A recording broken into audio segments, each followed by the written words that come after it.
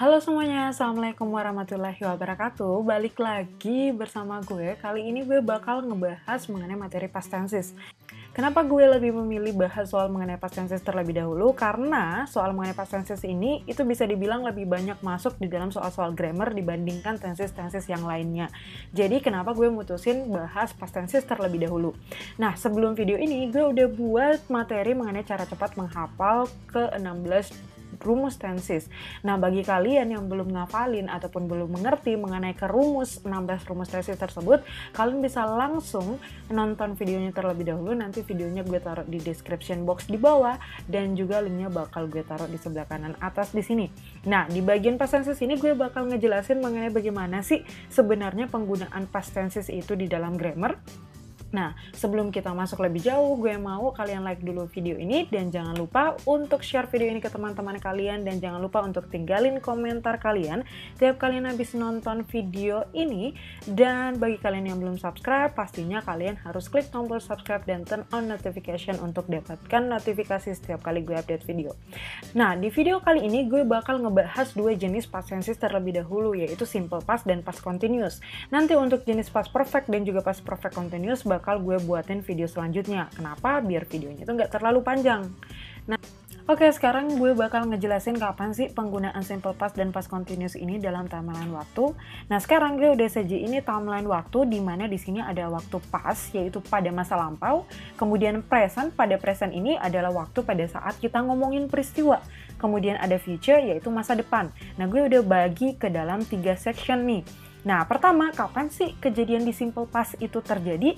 Nah, simple past itu terjadi kita sedang membicarakan suatu kejadian di masa lampau atau suatu kebiasaan di masa lampau, habitual. Sama halnya dengan simple present, tetapi simple present adalah kebiasaan ataupun suatu kejadian di masa sekarang.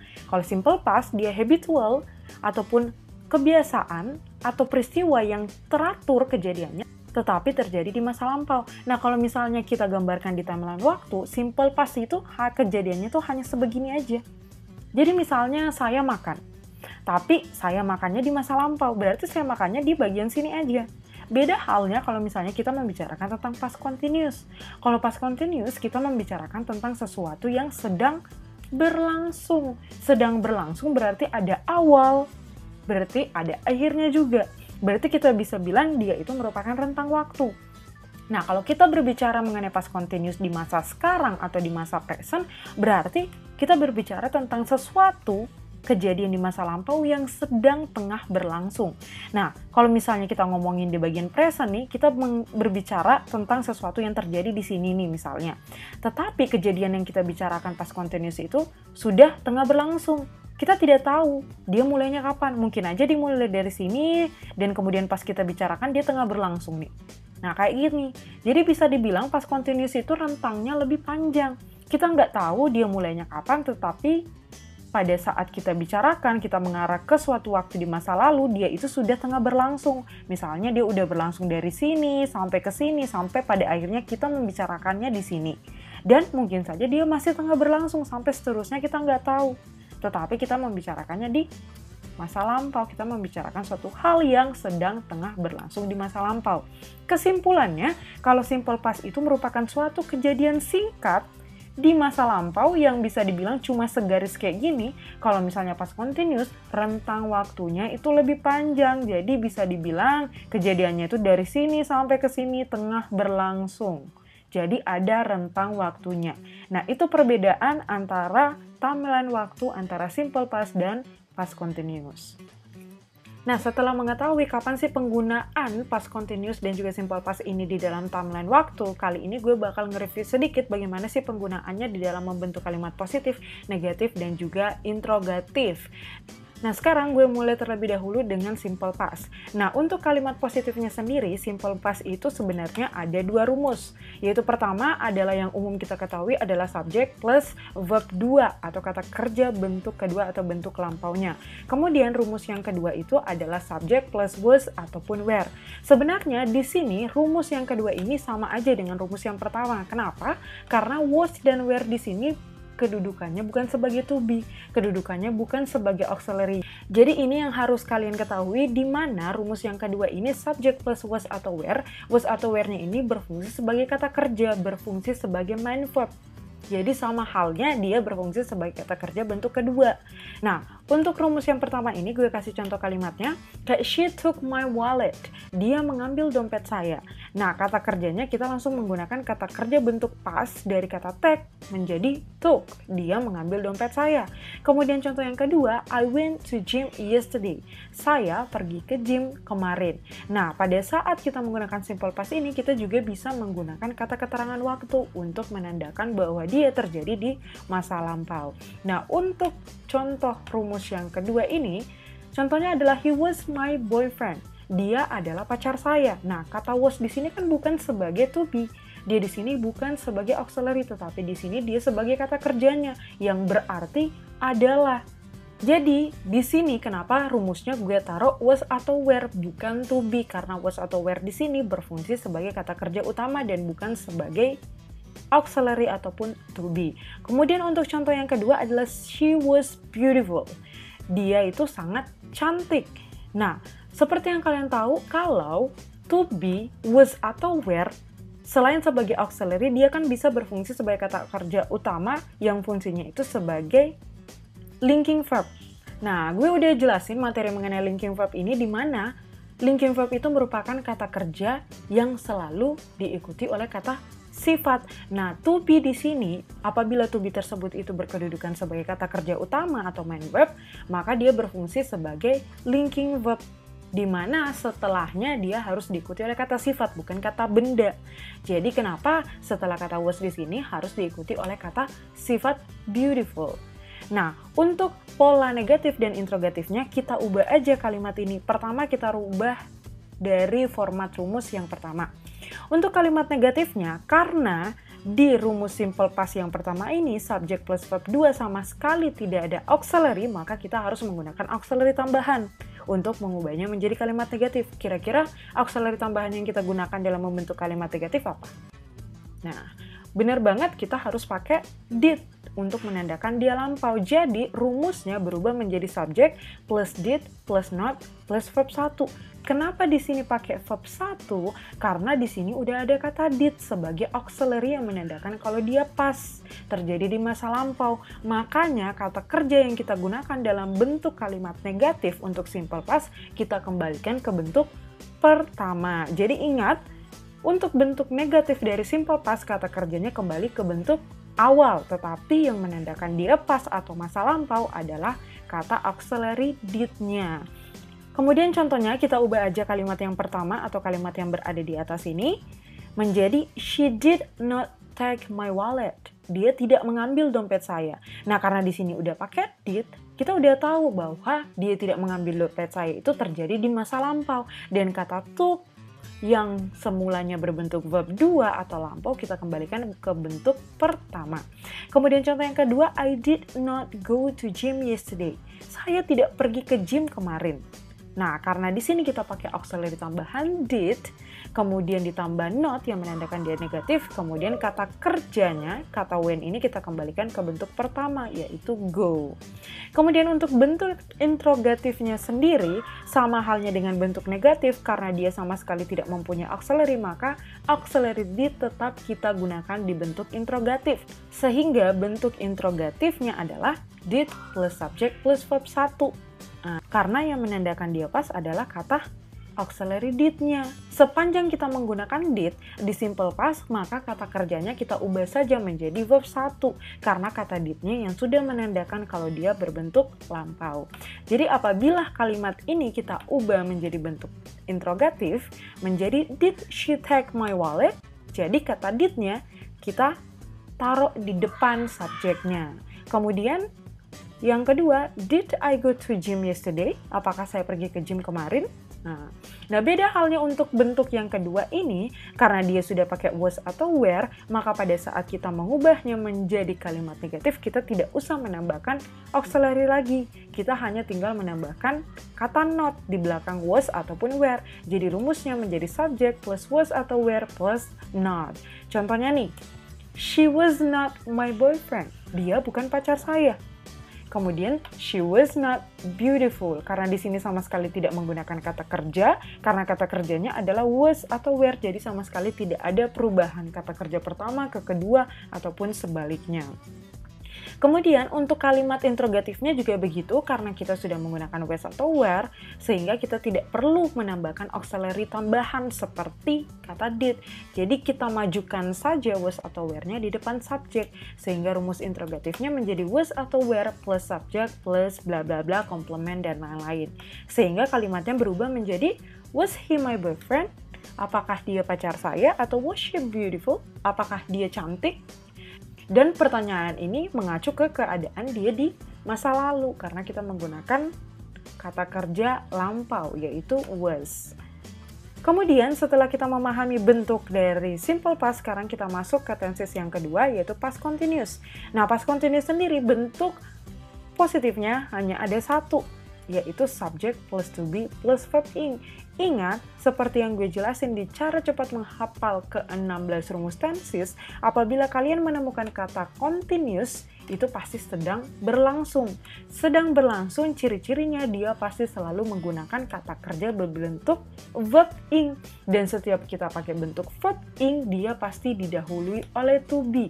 Apapun tensesnya, apabila dia continuous, pasti menggunakan verb ing dan pasti di depannya harus ada to be. Ini dalam konteks kalimat aktif ya, kalau konteks kalimat pasif ya beda lagi. Nah, contoh kalimatnya, Alfred was doing his homework. Alfred sedang mengerjakan pekerjaan rumahnya. Kemudian, they were singing at 7 p.m. yesterday. Mereka sedang bernyanyi pada pukul 7 kemarin. Nah, tenses continuous sendiri, kita bisa menambahkan kata keterangan waktu untuk menandakan bahwa dia sedang berlangsung karena waktunya spesifik. Seperti kita tambahkan kata keterangan jam di sini. Kemudian untuk bentuk negatifnya, karena kita sudah punya to be, sudah punya auxiliary, maka tidak usah kita tambahkan auxiliary tambahan. Sisa kita tambahkan not di belakang to be-nya, sehingga rumusnya berubah menjadi subject plus to be plus not plus verb ing. Sehingga kalimat di atas ini berubah menjadi Alfred was not doing his homework, dan they were not singing at 7 p.m. yesterday. Kemudian untuk interrogatifnya juga begitu, karena kita sudah punya auxiliary, maka to be-nya yang kita majukan ke depan subjeknya, sehingga rumusnya menjadi to be plus subject plus verb ing. Sehingga kalimatnya berubah menjadi was Alfred doing his homework? Were they singing at 7 p.m. yesterday?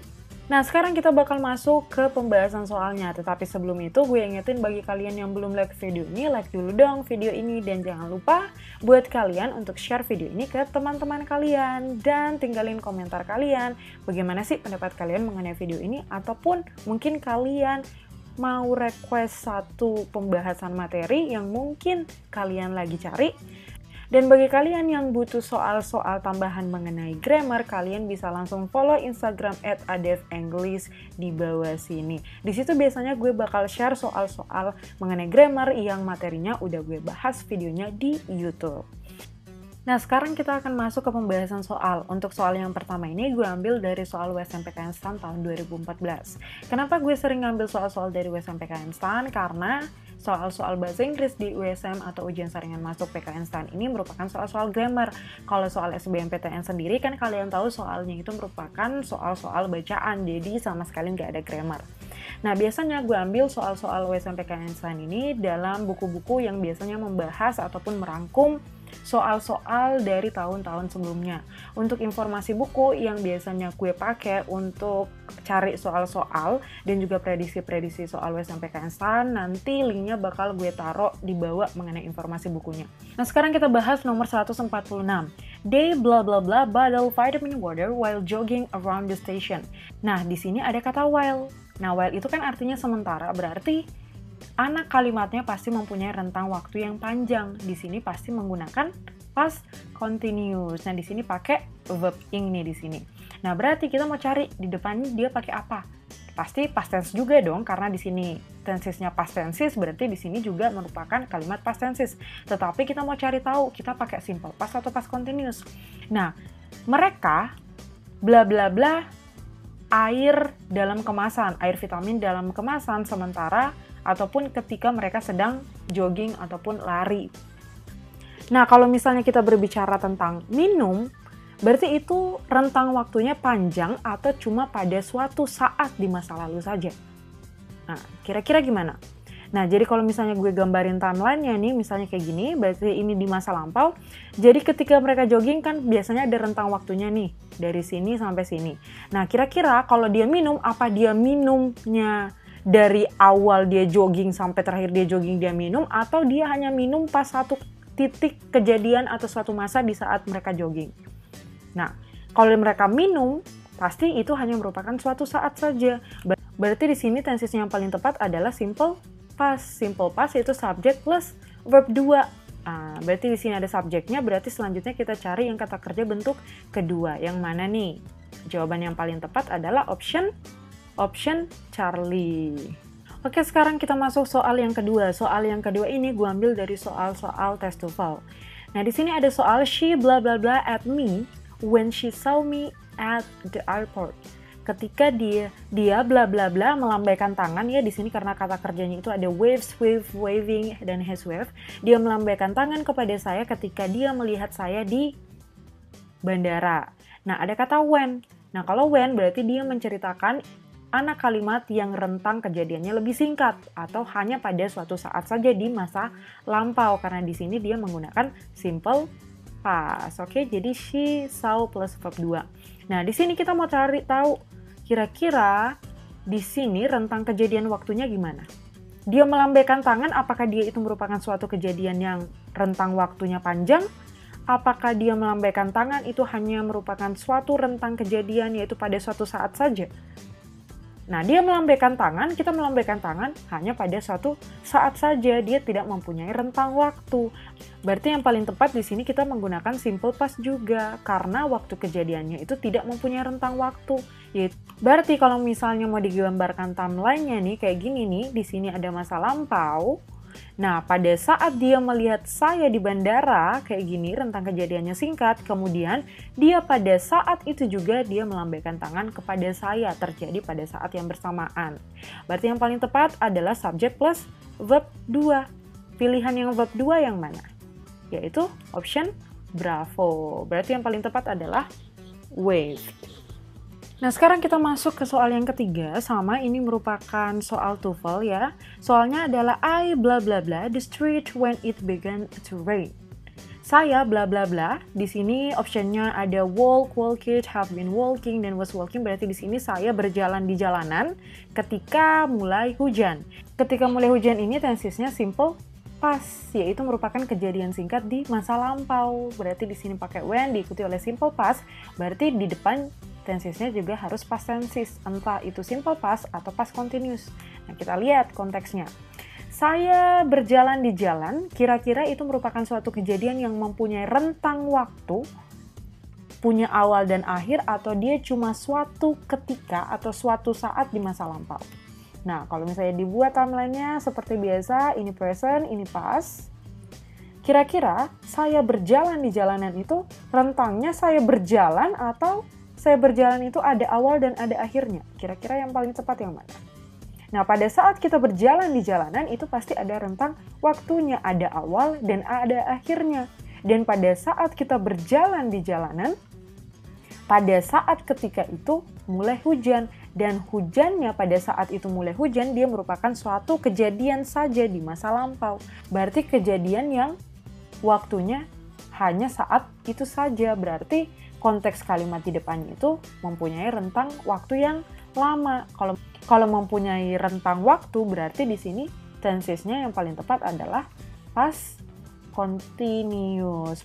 Nah, karena di sini past continuous, berarti kita cari kalimat yang rumusnya subject plus to be plus verb ing. Nah, berarti to be yang kita gunakan haruslah to be past, yaitu was atau were.